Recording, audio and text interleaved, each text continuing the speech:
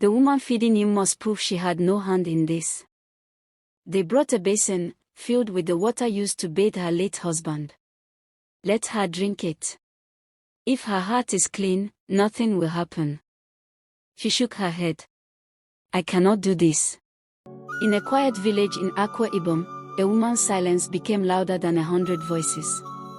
Her name was Ikoet, and this is how her life changed overnight. She was married to Idonjesit, a man who used to work at the dockyards in Oron. But when the company folded, so did his strength. He came home with nothing but silence and frustration. Over time, he stayed indoors more and more, barely speaking. The weight of the family fell on Ikoet's shoulders. She began waking before dawn, selling puff-puff at the junction, washing clothes, cleaning shops, just to put food on the table for their 2 children. The whispers started slowly. She's the one feeding her husband now. You think she's doing that with puff-puff alone? Ikoet said nothing.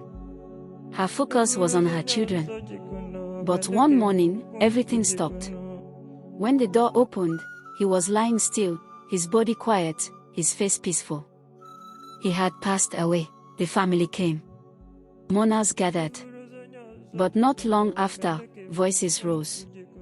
Not to comfort her, but to question. His elder brother, Uncle Yuko, stood up during the family meeting. We cannot just bury him like that. The woman feeding him must prove she had no hand in this. The room went cold. They brought a basin, filled with the water used to bathe her late husband. Let her drink it. If her heart is clean, nothing will happen. Ikoet froze. Her eyes searched the faces of people she'd known her whole life.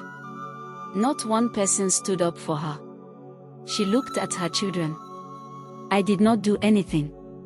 I only tried to keep this family alive, she said. But the water was still there, waiting. She shook her head. I cannot do this. Gasps. A few women turned away. If she's innocent, why won't she drink it? That night, Ikoet left.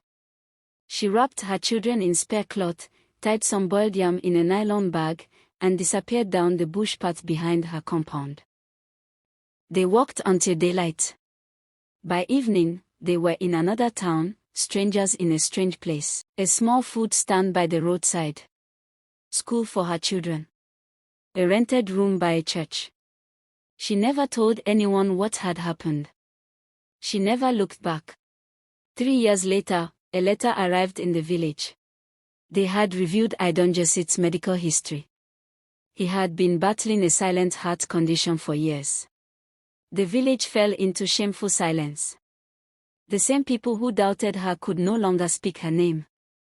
Ikoet never returned. But her story remained. But her children say something different. Our mother didn't run from guilt. She ran from people who never gave her a chance to grieve. She didn't drink the water. She carried her pain and turned it into survival.